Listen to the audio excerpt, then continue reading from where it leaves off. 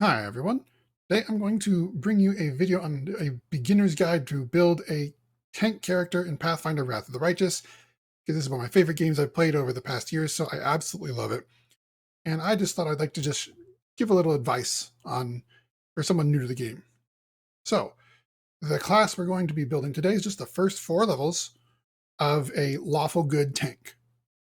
And just let's get into it. So, let's start off. Doesn't really care. Pick that guy. The first class you want to pick, because it's going to be multiple classes, going to be Monk. You're going to want to go with Scaled Fist. Because what the Scaled Fist does is, first of all, what the Monk does is as long as you're not wearing armor, you will gain your Wisdom bonus to AC as well. So what the Scaled Fist does is it changes that Wisdom bonus to Charisma bonus. So then, which is very important for this build. Because you're a monk, you have to be lawful. So that's the reason why we're lawful good. I'll get into why we're lawful good and not lawful neutral or evil later on. For the race, you want to choose this one. You can choose whatever you want. It really depends on how much you want to min max, but by all means, choose which one you prefer. I recommend a race that gives bonus to charisma. So human, Asimar, half elf, and so on. Anything that you can do that gives bonus to charisma. Half elf is preferred because you can choose Kindred Raised. Kindred Raised? Yeah, there we go. And get an additional +2 bonus to charisma. So you can get up to +4 bonus instead of just +2, which is huge. For the background, choose whatever you want. It doesn't really matter that much. It's entirely up to your preference. I'm going to go ahead and go with Martial Discipline.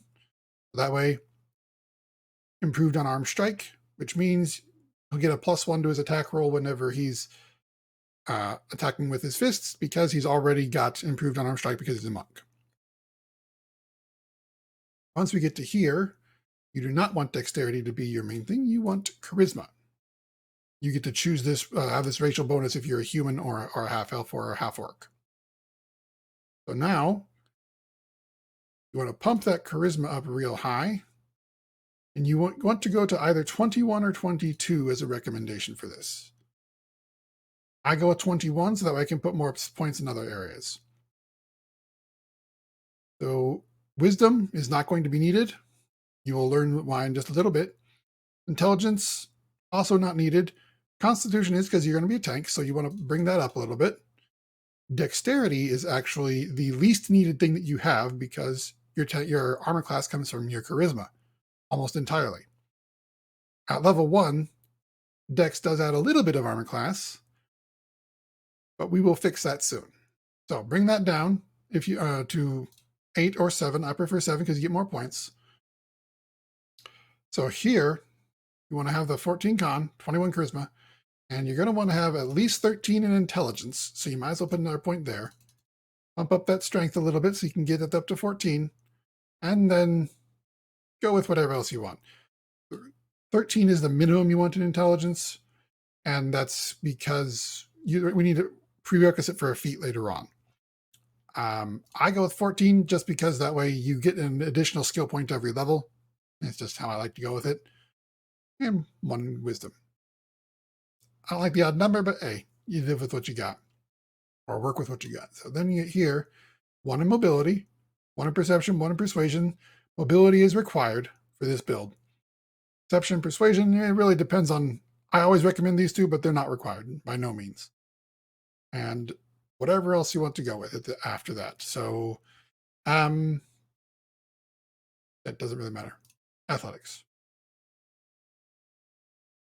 So we get to here. The first feat we want to go with is combat expertise.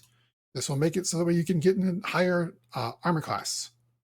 You get higher dodge armor class, which will stack with other forms of dodge. So just that's why we want that one. And we get to here. Choose the feat that you want for the Scaled Fist, because Scaled Fist get a bonus feat at first level. We're going to choose dodge.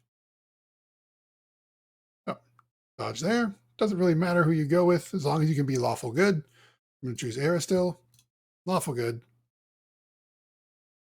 Yep, just skip all that. Hi, Co, how you doing? Cassius Victus. Good. Next. All right. Rated. Now then, level up. The second level, you're going to go with Oracle.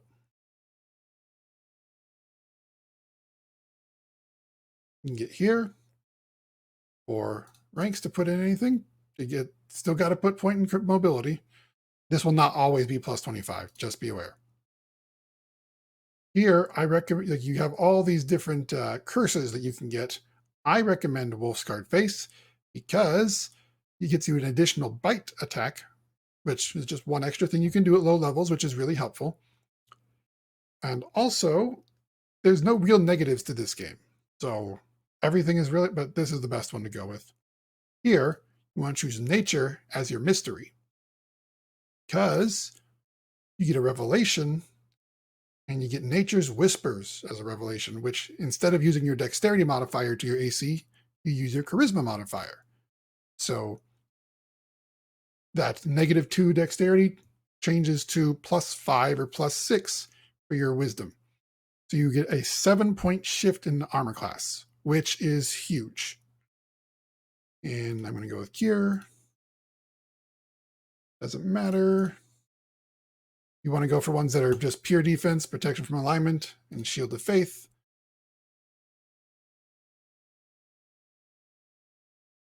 There. From here, we want to go with Paladin. And just base level Paladin is the one I recommend. You only get 3 ones. Aw. So you go mobility.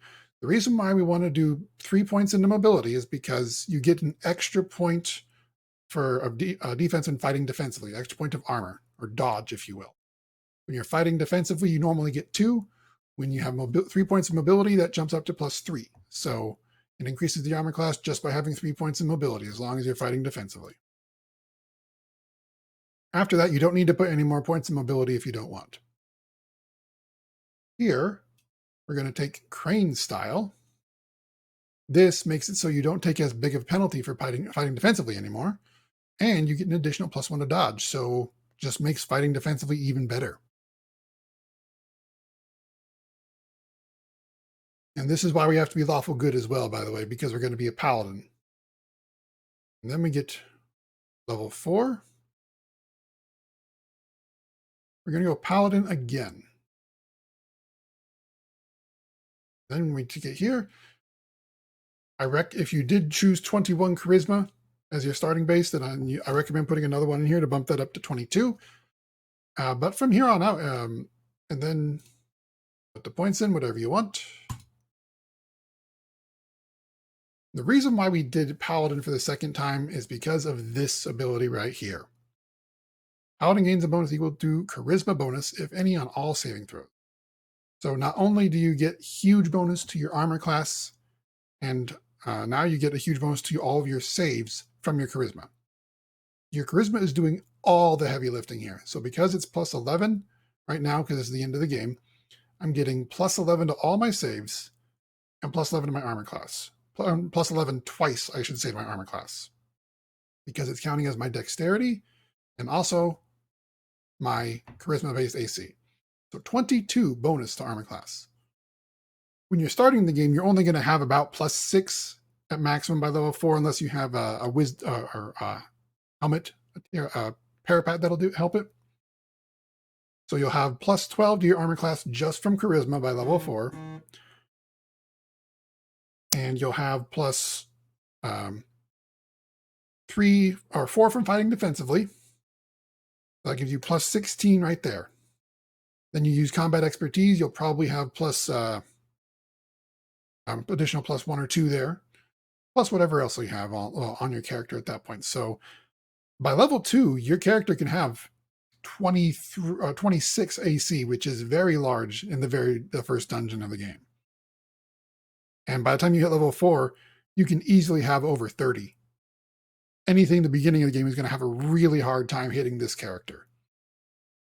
So, and additionally, the +6 to all your will saves makes it so even the reflex save that's fairly low because you started off with classes that don't give a big reflex bonus, but even and also negative to dexterity gets +6 to the dexterity of the reflex save. So everything about this character is just makes it super powerful in terms of defensive capabilities. From here, you want to take it and go wherever you want. You want to make it even more tanky, there are ways to do that. You want to make it a more offensive character so that way you got a little bit of tankiness and then go offensive, you can do that too. You want to make it into a caster, go ahead and jump into or further go down the Oracle line or go into the Sorcerer. This is actually a really good starting build if you wanted to do Oracle Angel, because this way, by the time you get level 20, you're going to have a caster level 30 Oracle as long as you merge the spellbooks. So this is a potentially tremendous build for that. But anyway, that's the beginner's guide to how to set this up. If you have any questions, please go ahead and leave them down in the comments below. I'd love to hear from you. And until I see you again, have a good one.